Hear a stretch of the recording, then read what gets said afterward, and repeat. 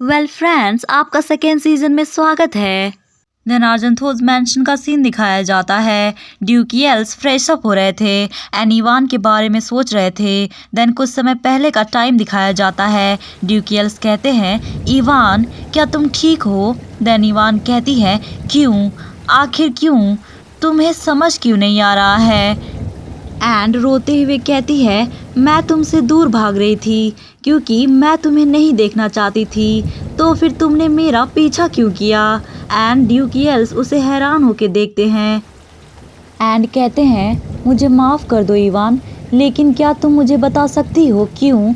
आखिर इवान क्यों मुझे देखना नहीं चाहती? देन इवान कहती है, तुम इतने सीरियस होके पूछ रहे हो जैसे कि तुम्हें पता ही ना हो। मैंने तुम्हें साफ साफ कहा था कि मुझे उसकी कितनी ज़्यादा ज़रूरत है, फिर भी तुमने टेल्स का एक टुकड़ा भी मेरे लिए नहीं छोड़ा। एंड ड्यूकियल्स हैरान होकर उसे देखते हैं एंड कहते हैं, अब मुझे समझ में आ रहा है कि तुम इतनी नाराज़ क्यों हो। मुझे माफ़ कर दो इवान, क्या तुम एक और मौका दोगी खुद को एक्सप्लेन करने का? वेल देन प्रेजेंट का सीन दिखाया जाता है। ड्यूकियल्स इन्हीं चीज़ों के बारे में सोच रहे थे। देन नेक्स्ट सीन में दिखाया जाता है, दोनों कुछ समय तक टेबल पर चुप रहते हैं। देन ड्यूकियल्स चुप्पी तोड़ते हुए कहते हैं, सबसे पहले मैं इवान को परेशान करने के लिए माफ़ी चाहता हूँ। मेरा ये इंटेंशन नहीं था। एक्चुअली मैं इवान को खुश करना चाहता था। मैं प्लान कर रहा था कि वो सब कुछ मैं तुम्हें दे दूं जो टेल्स मैंने आज इकट्ठा किया है, और मैंने रास्ता निकाल लिया है कि कैसे हम इम्प्रेस की इनविटेशन को रिजेक्ट कर सकते हैं बिना किसी प्रॉब्लम के। मुझे लगा इवान ये सुनकर काफ़ी खुश होगी। देन इवान ब्लश करते हुए कहती है, हाँ। देन शॉक होते हुए कहती है, क्या? देन ड्यूकियल्स कहते हैं, मुझे बहुत ही बुरा महसूस हो रहा है। मेरे सेल्फीनेस के कारण इवान दुखी हुई है।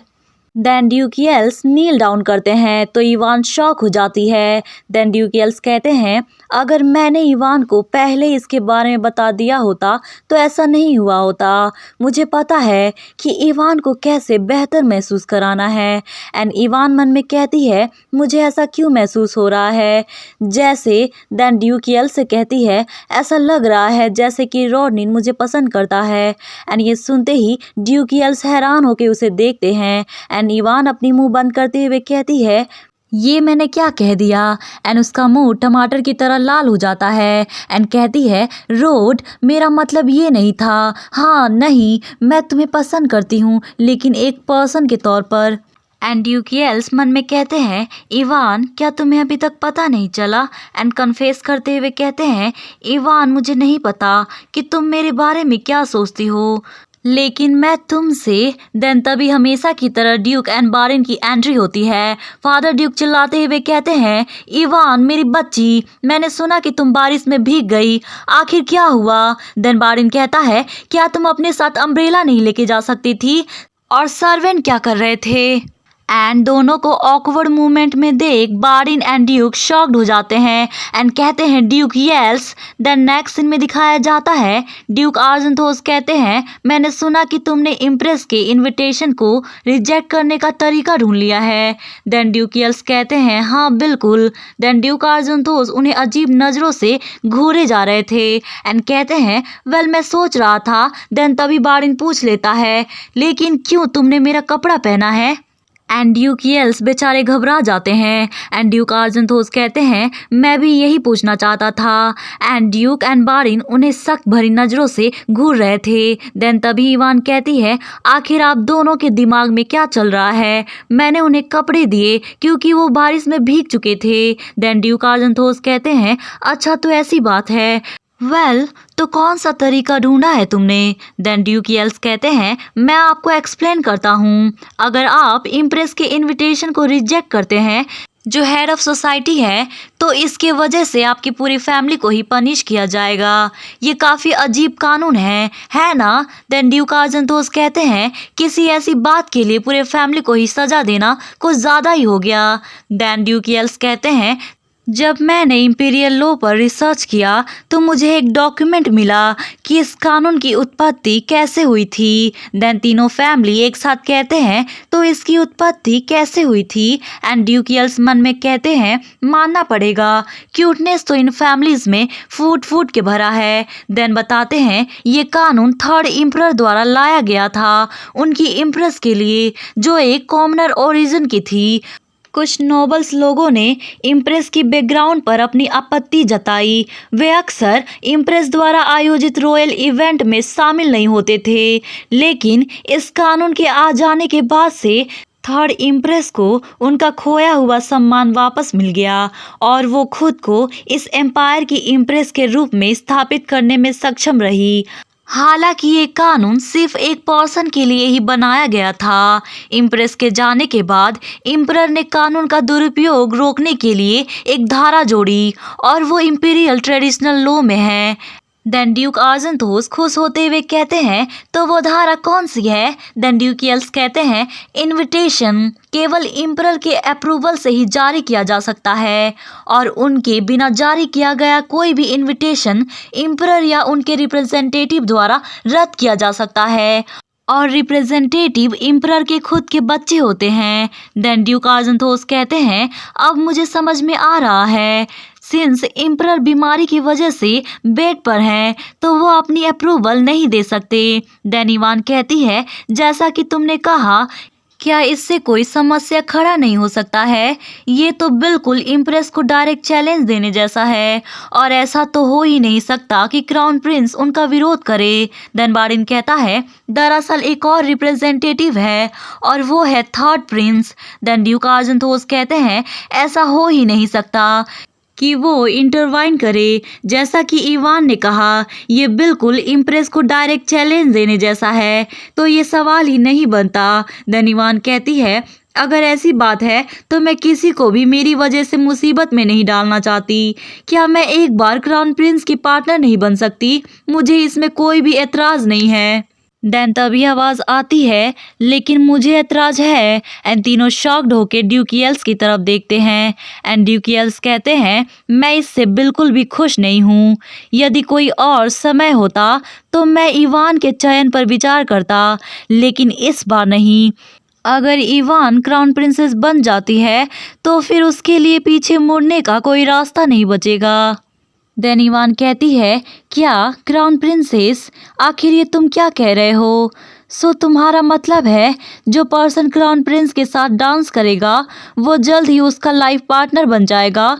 देन ड्यूक आर्जेंथोस कहते हैं मुझे यकीन नहीं है लेकिन कुछ ऐसा ही है। देन बार्डिन कहता है मैं तुम्हें बता नहीं सका क्योंकि मुझे डर था कि तुम परेशान हो जाओगी उसके अनप्रिडिक्टेबल एक्शन से। देन ड्यूकियल्स कहते हैं तो तुम्हें पता नहीं था इवान? एंड इवान शॉक्ड होकर मन में कहती है अगर मैं क्राउन प्रिंस के साथ डांस करती हूँ तो मुझे अपनी पूरी लाइफ उस कमीने के साथ बितानी होगी। एंड क्राउन प्रिंस हंसते हुए कहता है सिंस तुमने मेरे साथ डांस कर लिया है अब मेरी दुल्हन बनने के लिए तैयार हो जाओ। एंड इवान इरिटेट होते हुए कहती है मुझे तुम्हारी दुल्हन नहीं बनना है कमीने। क्या ये कोई सिंड्रेला कॉन्टेस्ट चल रहा है? नो नेवर, मैं कभी भी शेर की गुफा में अपनी पूरी जिंदगी नहीं बिताना चाहूँगी और उस फाउंटेन ऑफ द सन से रिलेटेड इंसिडेंट के बाद तो बिल्कुल भी नहीं, जिसकी वजह से पूरी रॉयल फैमिली ही मुझे सस्पिशियस लग रही है। और उसके अलावा सबसे ज़रूरी, मैंने अभी तक रॉडनिन को अपनी दिल की बात नहीं बताई कि मैं उससे कितना ज़्यादा प्यार करती हूँ। एंड वो तीनों इवान की तरफ शॉक्ड होकर देख रहे थे। एंड इवान मन में कहती है आखिर ये तीनों मुझे ऐसे क्यों देख रहे हैं? मैं इसलिए रो रही हूँ क्योंकि मेरे साथ बहुत ही गलत हो रहा है। एंड तीनों काफ़ी गुस्से में थे। ड्यूकियल्स कहते हैं अब हमें चलना चाहिए। देन ड्यूक आर्जेंथोस कहते हैं हाँ जल्दी करो। एंड बार्डिन कहता है हमें बस थर्ड प्रिंस का काम तमाम करना होगा। एंड इवान डरते हुए कहती है हे रुको, तुमने क्या कहा? एंड इवान के इमेजिनेशन में दिखाया जाता है। इम्प्रेस कहती है, प्रिंसेस आर्जेंथोस, मैंने तो आपको क्राउन प्रिंस के पार्टनर के तौर पर बुलाया था, है ना? देन इवान कहती है, आर्टिकल नंबर एन के अकॉर्डिंग थर्ड प्रिंस जैसा पर्सन जो कभी भी किसी बाहरी गतिविधियों में शामिल नहीं होता, उन्हें एम्परर की अनुमति के बिना भी गोल्डन इनविटेशन जारी करने का अधिकार है। एंड ये सुनते ही इम्प्रेस गिसेल कहती है, नहीं ऐसा नहीं हो सकता। एंड क्राउन प्रिंस के बाहों में बेहोश हो जाती है। एंड इवान कहती है, क्या ये तुम्हें नहीं लगता कि हम आउट ऑफ लाइन जा रहे हैं? देन ड्यूकेल्स कहते हैं, नहीं इवान, तुम ऐसा कह सकती हो क्योंकि his highness the crown prince ने बहुत ही बड़ी गलती की है। तो फिर क्या हमें इस तरीके से चुप बैठना चाहिए? एंड ये कहते हुए उन तीनों फैमिली के नज़रों में किसी अननोन रीज़न के कारण काफ़ी ज़्यादा हैंडसम लग रहे थे। देन ड्यूक आर्जेंथोस कहते हैं, तो फिर तुम कैसे थर्ड प्रिंस को कन्विंस करोगे?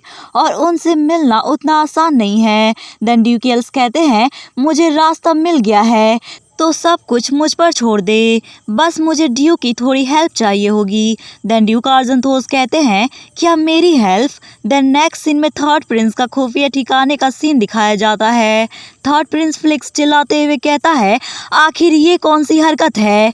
तुम दोनों अंदर कैसे आए? देन इज़बेलिन कहती है, फ्लिक्स, हमें 2 कस्टमर मिले हैं और ये काफ़ी ज़्यादा हैंडसम है ना? देन नेक्स्ट सीन में दिखाया जाता है, इज़बेलिन आराम से कॉफ़ी पी रही थी एंड फ्लिक्स चिल्लाते हुए कहता है, मैं ऐसा नहीं कर सकता, बस तुम लोग यहाँ से चले जाओ, समझे? देन ड्यूकेल्स कहते हैं, प्लीज़ मेरी बात सुनने की कोशिश करो, मेरे पास तुम्हारे लिए एक कंडीशन है।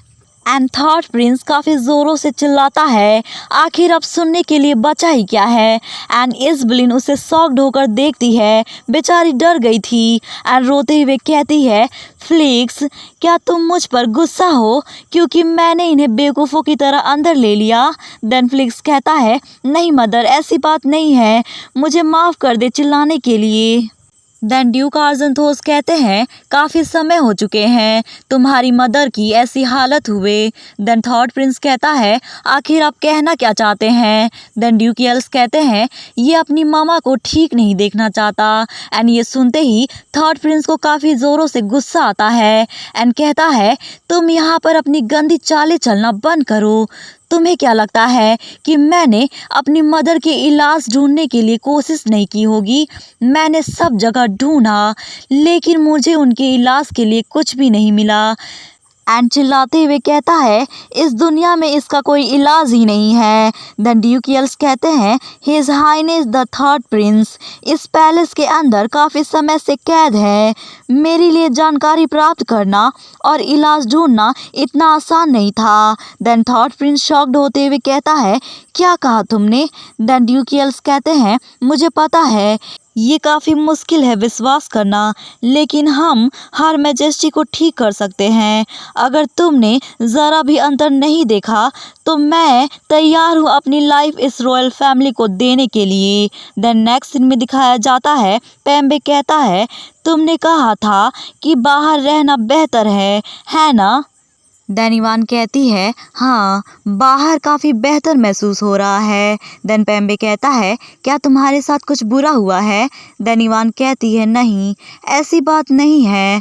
एंड मन में कहती है, उन सभी के एक्सप्रेशन से मुझे ऐसा लग रहा था कि वो सब मेरी कितनी चिंता करते हैं, बल्कि मैं तो रियल इवान भी नहीं हूँ। फिर भी जब मेरी फैमिली को पता चलेगा कि मैं रियल इवान नहीं हूँ तो वो तुरंत रियल इवान को बुलाना चाहेंगे, और वैसे भी उन्हें तो खुद को एक्सप्रेस करना भी नहीं आता कि वो इवान से कितना ज़्यादा प्यार करते हैं। देन तभी एक परछाई आती है एंड कहती है, तो फिर रॉडनिन कहाँ है? एंड इवान डरते हुए पीछे की तरफ देखती है एंड चिल्लाती है, कौन है? देन वो परछाई कहती है, ये मैं हूँ, इवान आर्जेंथोस, मैं यहाँ अपनी बॉडी वापस लेने आई हूँ। देन इवान कहती है, क्या? देन परछाई कहती है, आखिर तुम इतनी सरप्राइज क्यों हो गई हो? क्या तुम ये नहीं चाहती हो कि मैं वापस आ जाऊँ और अपनी बॉडी वापस ले लूँ?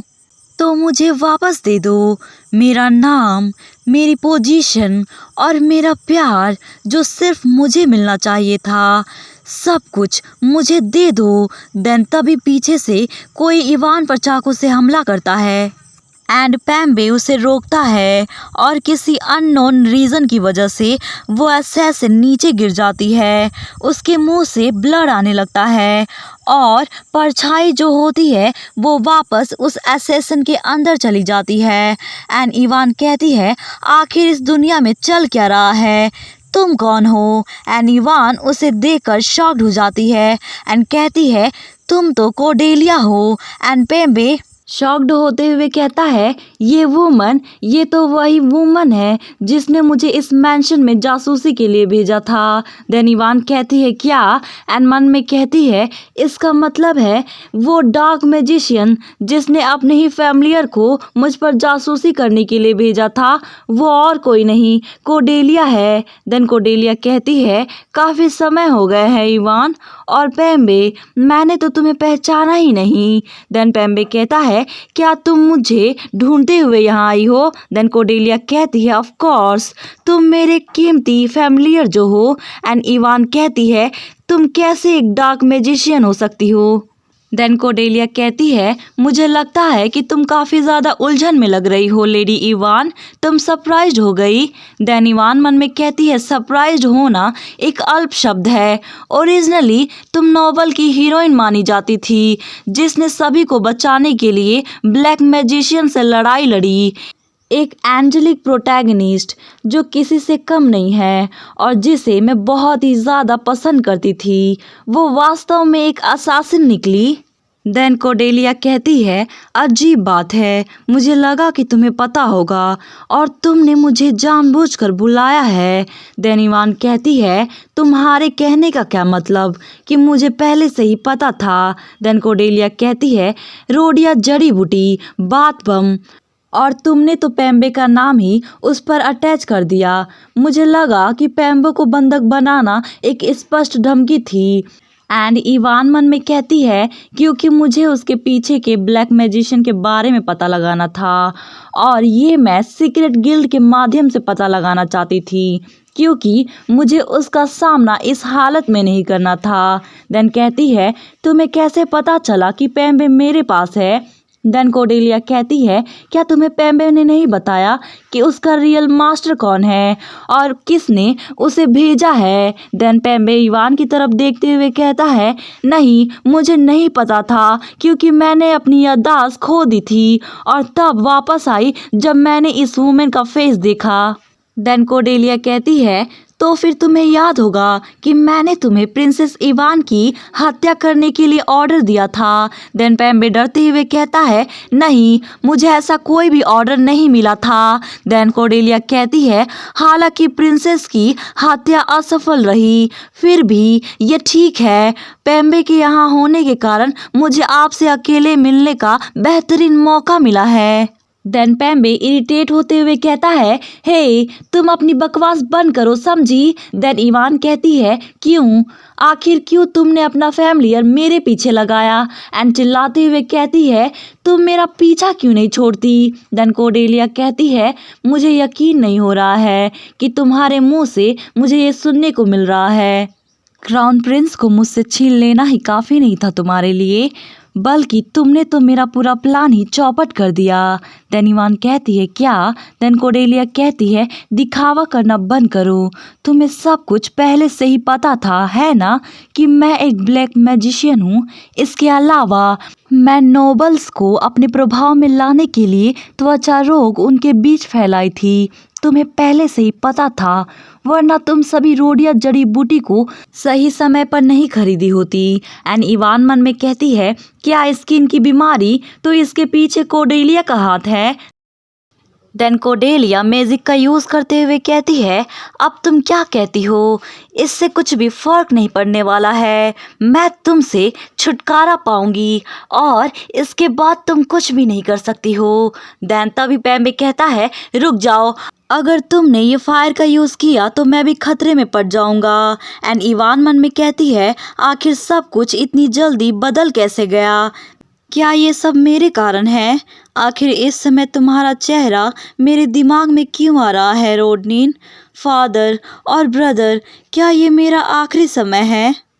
एंड कोडेलिया अपनी पूरी ब्लैक मैजिक की पावर से इवान पर अटैक करती है, लेकिन किसी अननोन रीज़न की वजह से वो मैजिक इवान तक पहुंच नहीं पाती और बीच रास्ते में ही ब्लास्ट हो जाती है। देन कोडेलिया कहती है, आखिर तुम क्या कर रही हो? मैं सीरियस हूँ, तो तुम्हें भी सीरियस होना चाहिए। देन इवान कहती है, तुम झूठ बोल रही हो, तुम मुझे यहाँ मारने नहीं आई और ना ही पेम्बे को ढूंढने के लिए, तो तुम्हारे यहाँ आने का असल रीज़न क्या है? देन पैलेस का सीन दिखाया जाता है। इम्प्रेस गिसेल कहती है, अब इसमें ज़्यादा समय नहीं लगेगा, बहुत जल्द मुक्ति का दरवाज़ा खुल जाएगा। जब निराशा इस धरती को ढक लेती है तो सूर्य और चांद की कुंजियाँ अंधकार से भरी हुई द्वार खोला जाएगा और उसके अंत में महान अंधकार आएगा और धरती पर सारा जीवन इसके अधीन हो जाएगा। क्या तुम्हें पता है, इस पहेली को समझने में मुझे काफ़ी समय लगा। देन एलेंटिया कहती है, आपने सच में काफ़ी मेहनत की। देन इम्प्रेस गिसेल कहती है, मुझे विश्वास है कि तुमने अपना टास्क कंप्लीट कर लिया है लेडी एलेंटिया। देन एलेंटिया कहती है, हाँ बिल्कुल, मैंने सोचा कि प्रिंसेस को क्राउन प्रिंसेस बनाने का हमारी योजना विफल हो गई है, लेकिन आपकी फोरसाइट तारीफ करने लायक है। जिस मोमेंट पे प्रिंसेस इवान क्राउन प्रिंस के साथ बैंक्वेट में एंटर करेगी, वैसे ही क्राउन प्रिंस गिर पड़ेगा और मैं चिल्लाऊंगी कि ये सब ब्लैक मैजिशियन के कारण हुआ है। और कौन? प्रिंसेस इवान के अलावा दूसरा कोई ऐसा कर ही नहीं सकता। और वो इस बात का बदला ले रही थी क्योंकि क्राउन प्रिंस ने उसे अस्वीकार कर दिया था और एंड मौके पर प्रिंसेस कोडेलिया की एंट्री होती है और वो उस दुष्ट ब्लैक मैजिशियन इवान को हराकर क्राउन प्रिंस के साथ साथ सभी को बचा लेती है और उसके बाद प्रिंसेस कोडेलिया बहुत ही आसानी से नोबल के सपोर्ट के साथ साथ क्राउन प्रिंसेस भी बन जाएगी और ये सच में एक परफेक्ट प्लान है। देन इम्प्रेस गिसेल कहती है, कोडेलिया का क्या हुआ? शायद वो हमारे प्लान के अकॉर्डिंग नहीं चल रही है। देन एलेंटिया कहती है, ओ योर मैजेस्टी, आप यहाँ तक आ ही गई हैं तो बाकी का मैटर मुझ पर छोड़ दे। देन इम्प्रेस गिसेल कहती है, समझ गई, कोडेलिया को यहाँ जल्दी बुलाओ। देन एलेंटिया कहती है, यस इम्प्रेस गिसेल। देन वो वहाँ से चली जाती है एंड इम्प्रेस कहती है, आखिर ये सब इतने लापरवाह कैसे हो सकते हैं? देन थोड़ी देर बाद एलेंटिया वापस आ जाती है। देन इम्प्रेस कहती है, क्या वो आ गई? देन एलेंटिया कहती है, इम्प्रेस, वो प्रिंसेस कोडेलिया अचानक से कहीं गायब हो गई है एंड इम्प्रेस गिसेल शॉक्ड हो जाती है। दूसरी तरफ कोडेलिया थोड़ी देर साइलेंट होती है, फिर कहती है, अगर ये अटैक मेरे ऊपर होता तो मैं ऐसा नहीं सोचती। एंड इवान मन में कहती है, नहीं, ये क्लियर है, तुम्हारे जो अटैक है वो मेरे आसपास से गुजर रहे हैं। देन पेम्बे चिल्लाते हुए कहता है, इवान तुम मैजिक का यूज़ क्यों नहीं कर रही हो? एंड इवान कोडेलिया से कहती है, ऐसा लग रहा है कि तुम्हारे पास कोई विशेष इरादा नहीं है, तुम जानबूझकर हमला करने का नाटक कर रही हो। क्या तुम मुझे नीची नज़र से देख रही हो या फिर यही तुम्हारी असली ताकत है? देन कोडेलिया कहती है, जब एक ब्लैक मैजिशियन तुम्हारे जीवन को निशाना बना रही है तब भी तुम इतनी शांत हो, असल में तुम क्या हो? तो फिर मैं तुमसे एक अनुरोध करती हूँ, प्लीज़ मुझे मार दो। देन इवान शॉक्ड होके कहती है, तुम ये क्या कह रही हो? देन कोडेलिया कहती है, वही जो तुमने सुना, मैं तुम्हें नहीं रोकूंगी, प्लीज़ मुझे मार दो। देन इवान कहती है, लेकिन मैं तुम्हें क्यों मारूं? देन कोडेलिया कहती है, मैंने तुम पर सबसे पहले अटैक किया और मैं एक डार्क मैजिशियन भी हूँ, तो क्या ये रीज़न काफ़ी नहीं है? देन इवान कुछ भी नहीं करती। देन कोडेलिया फिर से कहती है, इस बारे में क्या ख्याल है?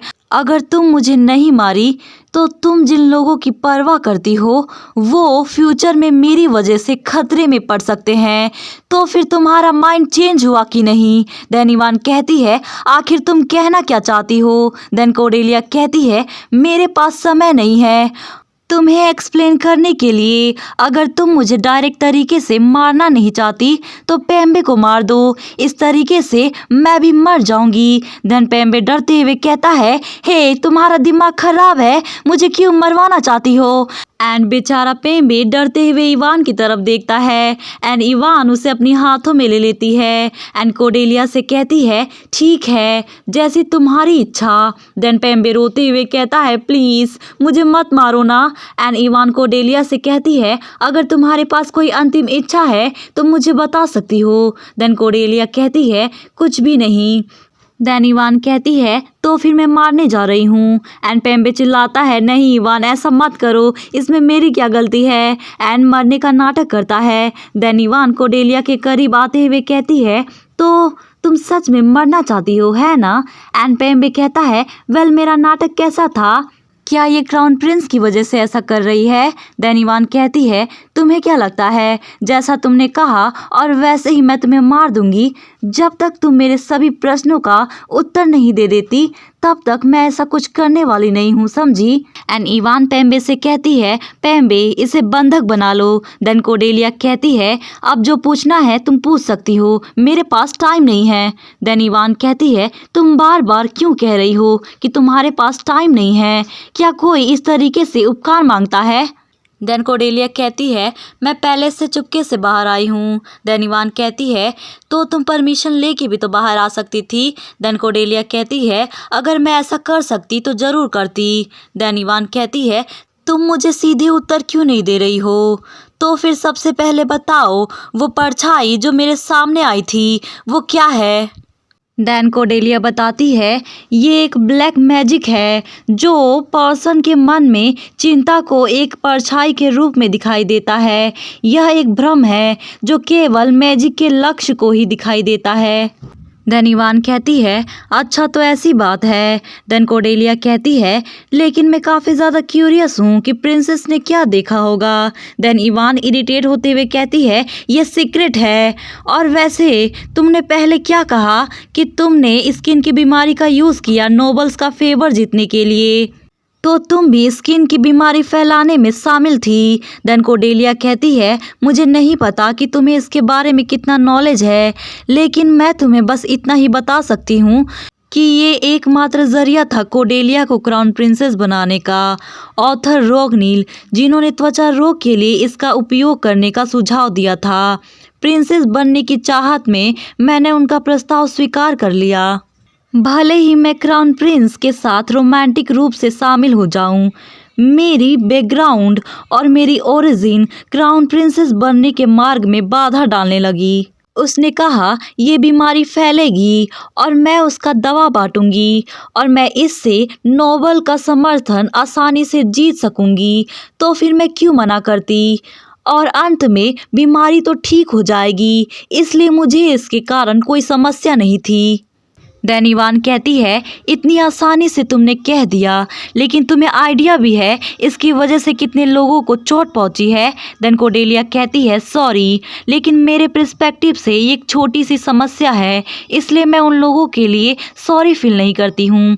देन इवान कहती है तो तुम कह रही हो कि लोगों की ज़िंदगी बर्बाद करना वो मायने नहीं रखता तुम्हारे लिए, तो क्या मायने रखता है। देन कोडेलिया कहती है जो मैंने पिछली बार मेंशन किया था कि तुम जिन लोगों से प्यार करती हो वो खतरे में पड़ सकते हैं और सिर्फ वही लोग नहीं बल्कि इस दुनिया के सभी लोग। अगर चीज़ें ऐसे ही चलती रही तो कोई भी जिंदा नहीं बचेगा। देन इवान कहती है तुम ये क्या कह रही हो। देन कोडेलिया बताती है मुक्ति का द्वार जब खुलेगा तो दुनिया पर आपदा आ जाएगी। ऑथर रोगनील ने मुझे इसी रीज़न के कारण अप्रोच किया और जब आपदा आएगी तो धरती पर सब लोग खत्म हो जाएंगे या फिर मौत से भी बदतर जीवन जिएंगे। इससे पहले कि बहुत देर हो जाए इसे रोकने का कोई और तरीका नहीं है। देन इवान कहती है ये क्या है। देन पेम्बे कहता है ये टेलीपोर्टेशन मैजिक है। देन कोडेलिया चिल्लाते हुए कहती है मेरे पास अब टाइम नहीं बचा है, वो मुझे ढूंढ रही है। इस ब्रेसलेट ने कुछ देर के लिए उसका ध्यान भटकाया लेकिन अब इसकी सीमा समाप्त हो चुकी है। अगर मैं मर गई तो कम से कम वो दरवाज़ा कई दशकों तक नहीं खुलेगा और अगर तुमने ये मौका अपने हाथ से जाने दिया तो तुम भी पछताओगी। सो जल्दी करो और मार दो मुझे। देन नेक्स्ट सीन में अर्ली मॉर्निंग का सीन दिखाया जाता है। दोनों ड्यूक पहले से खुफिया तरीके से बाहर आते हैं एंड ड्यूक आर्जेंथोस कहते हैं मैं ऐसा दोबारा कभी नहीं कर पाऊंगा एंड ड्यूकियल्स कहते हैं आपके प्रयासों की वजह से हम इतना कर पाए हैं, आपका धन्यवाद ड्यूक। देन नेक्स्ट सीन में कैरेज का सीन दिखाया जाता है। ड्यूक आर्जेंथोस कहते हैं मैं आर्जेंथोस मैंशन जा रहा हूँ इस सिचुएशन के बारे में रिपोर्ट करने, तुम मेरे साथ चल सकते हो। देन ड्यूकियल्स कहते हैं मैं येल्स टाउन हाउस जाऊंगा, उसके बाद मैं ज़रूर आऊँगा। देन ड्यूक आर्जेंथोस कहते हैं क्या कोई अर्जेंट मैटर है। देन ड्यूकियल्स कहते हैं हाँ कोई अर्जेंट मैटर है, और ये कहते ही वो टाउन हाउस के लिए रवाना हो जाते हैं एंड पहुँचते ही चिल्लाते हैं जितने भी टाइल्स हैं उन सभी को बाहर निकालो तुरंत। एंड आंट कहता है ड्यूक आप सारी रात कहाँ थे। देन ड्यूकियल्स कहते हैं आंट स्टडी रूम में जितनी भी टाइल से रिलेटेड डॉक्यूमेंट हैं उन सभी को इकट्ठा करो। देन आंट कहता है क्या आप अभी प्रपोज करने जा रहे हैं। देन ड्यूकियल्स कहते हैं क्या तुमने मुझे बेकार की धमकियाँ देते हुए देखा है, और सभी से कहते हैं बहुत ही ध्यान से इसे पैक करो। देन आंट घबराते हुए कहता है मुझे समझ में नहीं आ रहा है, कल बैंक्वेट है और आज आप कन्फेस करने जा रहे हैं, क्या इम्प्रेस के निमंत्रण को रद्द करने की योजना सब कुछ ठीक चल रही है। देन ड्यूकियल्स कहते हैं ये अच्छा चल रहा है, किसी भी स्थिति में इम्पीरियल फैमिली की ओर से किसी भी हस्तक्षेप के लिए तैयार रहें, और हर मेजेस्टी को तो पता ही होगा कि प्यार की ताकत क्या होती है। एंड ये सुनते ही आंट परेशान होकर कहता है सब बर्बाद हो गया, येल्स फैमिली भी बर्बाद हो गई।